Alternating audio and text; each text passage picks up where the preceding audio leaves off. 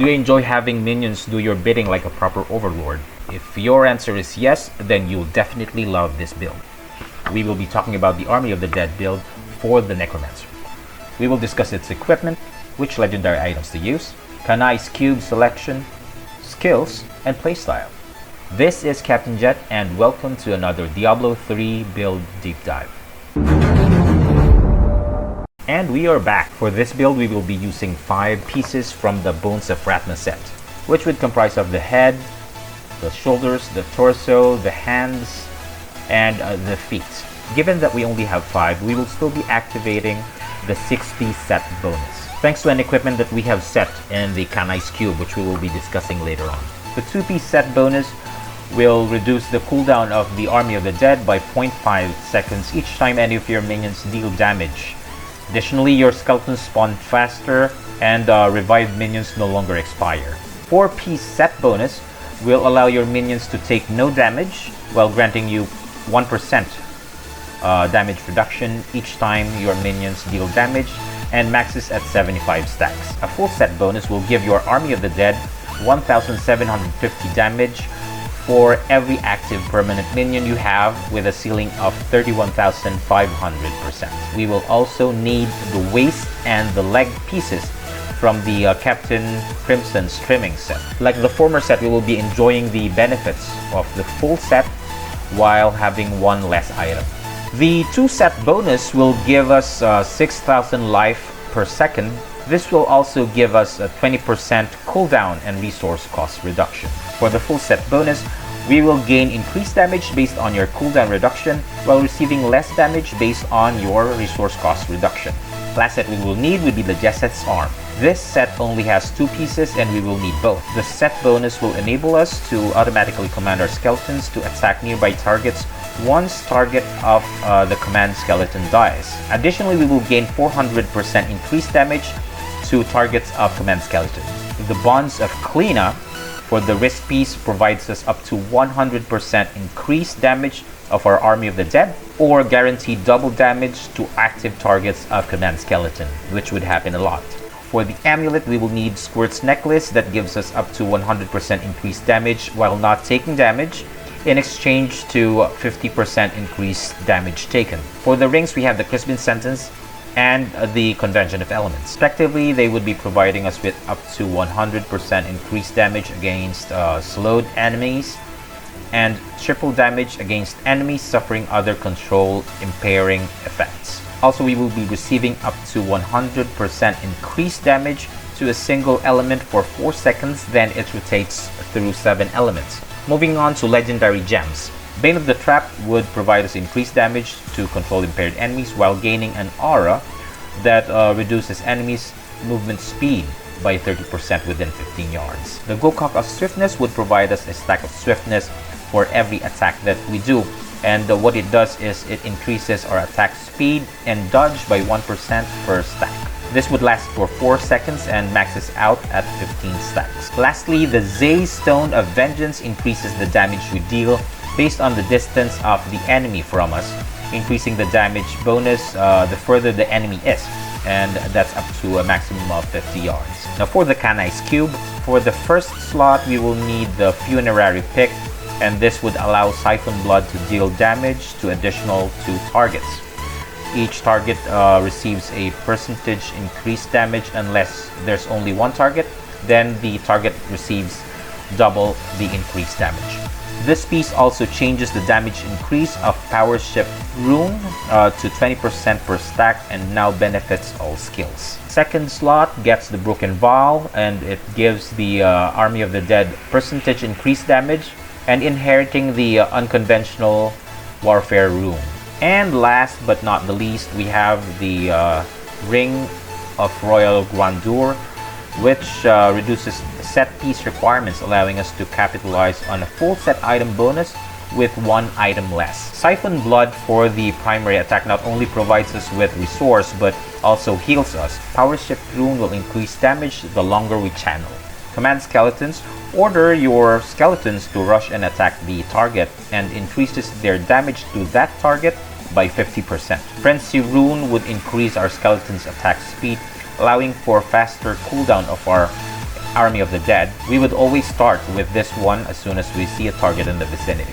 Army of the Dead will be our main source of damage. Upon release of the skill, enemies will be drawn to the middle of the target area by the undead, while unconventional warfare effect from the Broken Vow attacks more enemies in the vicinity randomly. Bone armor with dislocation would function as our main crowd control in a form of an AoE stun around our character. Blood Rush will be our go-to skill for our logistics. Potency Rune will increase our armor for 2 seconds after use of Blood Rush. Revive will use up corpses to summon minions for us. Usually they drop dead after a set time, but since we have the Ratma set, they will be with us forever. And given that we can take that to our advantage by using the personal army rune right here, and this would give us up to 10% damage reduction, and that's 85% damage reduction including the equipment bonus from earlier. For the passive skills, we have Rigor Mortis. This passive slows movement and attack speed of enemies by 30% for 5 seconds whenever we use poison skills. Not sure about other sources, but Convention of Elements is one. If you know more skills that could be considered poison, please leave a comment so that the others would know too. The remaining passives will help us sustain and survive. Final Service and Ratma Shield will allow us to cheat death for 4 seconds each, and they both have a 60-second cooldown. Grisly Tribute would heal us for 10% of our life whenever our minions hit enemies. And that is the Army of the Dead build for the Necromancer. I personally like this build because it reminds me of the anime Overlord. This is a build that I use whenever I'm grinding and it gets tasky and dreary. Sometimes to cleanse my gaming palette. I'd call it the dill pickle in my roster. What about you? Did you like this build? Drop a comment and let me know if this build is any good or if you have any suggestions for the next video. Thank you for watching, and I will leave you with a playthrough of this build. But before that, if you enjoyed this video, I would appreciate it if you would drop a like and share it with your friends. Also, subscribe if you want to see more videos from the channel. I have more gaming videos and other content for you to enjoy. And if you are subscribed and you haven't done this yet, hit the notification bell icon so you won't miss out on other contents that we post. If you already are subscribed and you haven't done this yet, please hit on the notification bell icon so you don't miss out on any of the new contents that we publish. This has been Captain Jet, and I will see you in the next one. Now here's the playthrough. And here we are with our playthrough of the Army of the Dead build. Okay, let me see if I still get the hang of it. I wish you luck, hero. Okay, we're going to be using the potion first. See, the passive already procs. That's a little painful. We'll just get some HP from this one. The damage is not that great yet, so we need to have more minions. The more minions we have, the higher the damage. And also, the more tanky it is. I missed that one. I need to always start.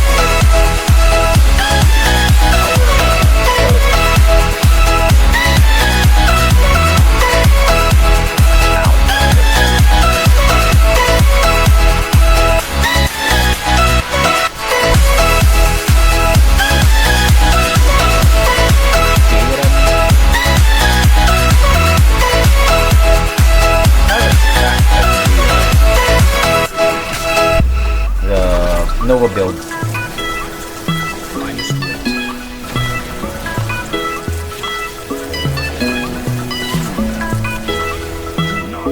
There you go. It's an almost wipe out, if I say so myself, whenever you use your Army of the Dead. Except, I think the only drawback here is that you don't get to use it as often as the Nova.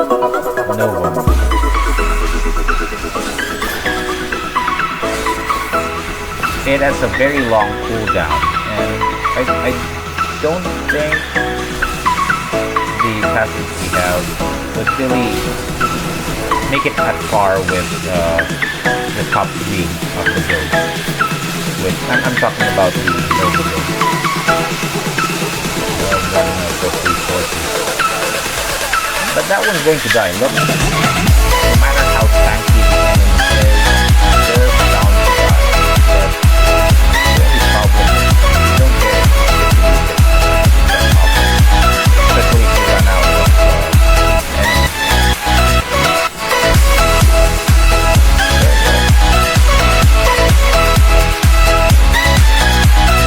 It's fun. I mean, sometimes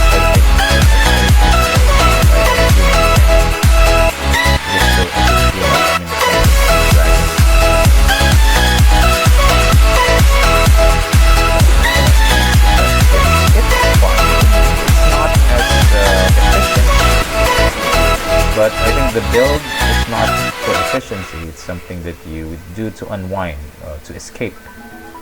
Sometimes a lot of games nowadays they become so tasky, for a lack of better term.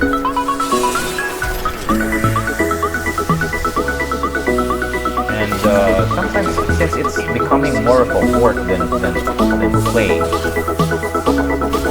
sort of want to have a little bit of this an escape.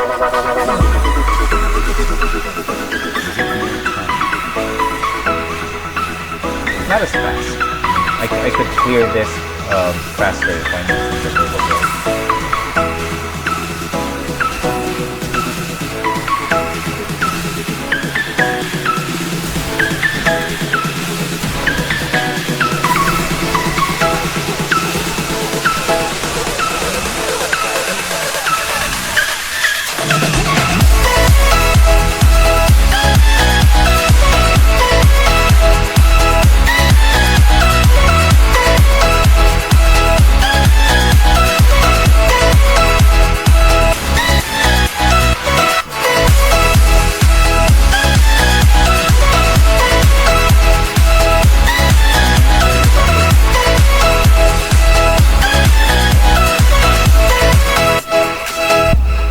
Have enough melee minions.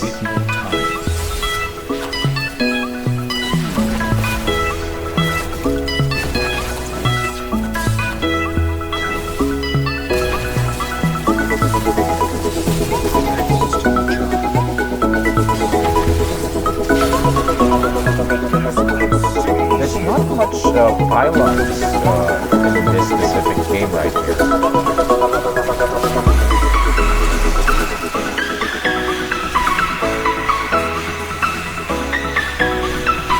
If you can let go of the fact that you have to wait for a long time before you can use the nuke, I think it's an okay build. It's okay. Not the best.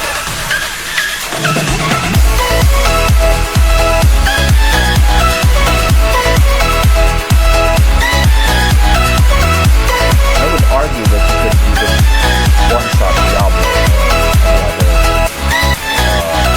hero. I mean, not really one-shot, but because Diablo has, I think, 3 forms. He or she has 3 forms. So, yeah, you might need to be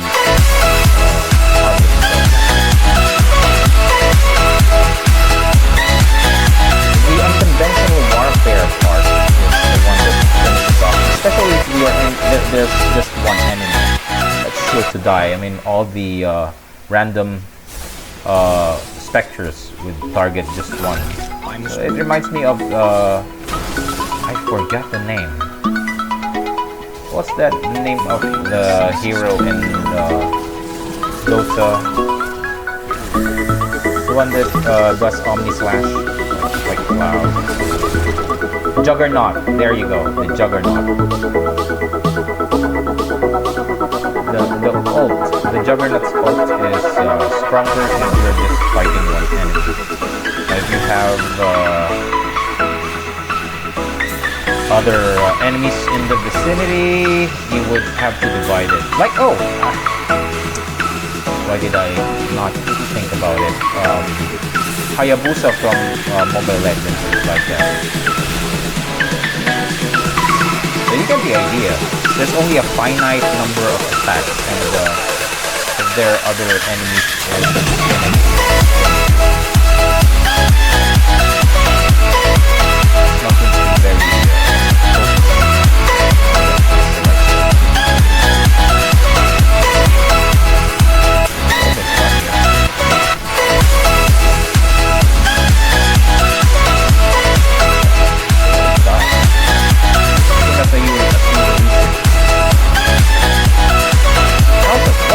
Like about this build is that it lets me use a shield, and I don't know, it just looks awesome to have a shield. It reminds me of Goblin Slayer, especially if the Necromancer is not in his armor, Oh, this one. Okay, see that? That's cool right there. And all I did was to transmog the fire. It reminds me of Goblin Slayer. And I think it's about time for us to finish this.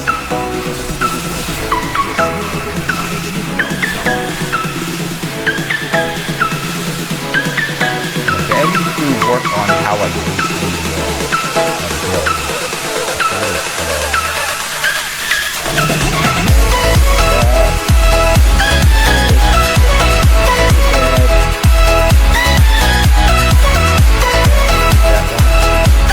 If someone gets near you, you use your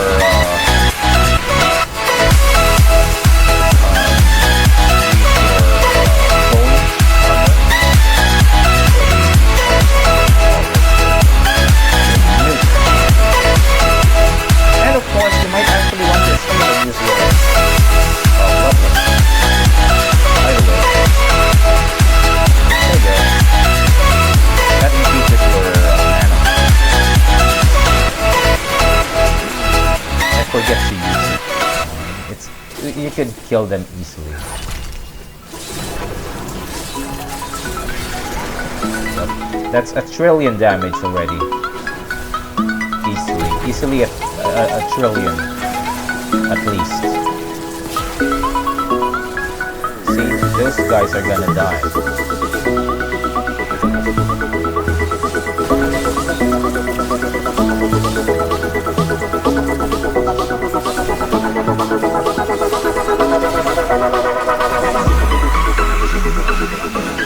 Oh!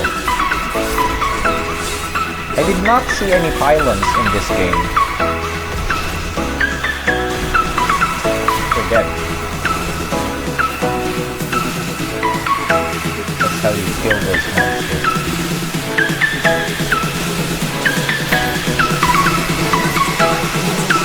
Oh.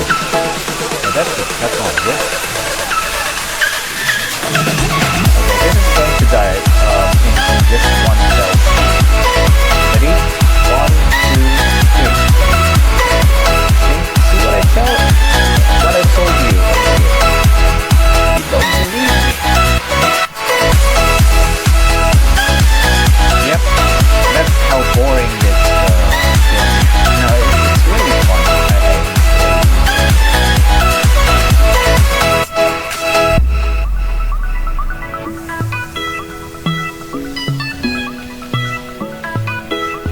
And that's it. That's it for the build.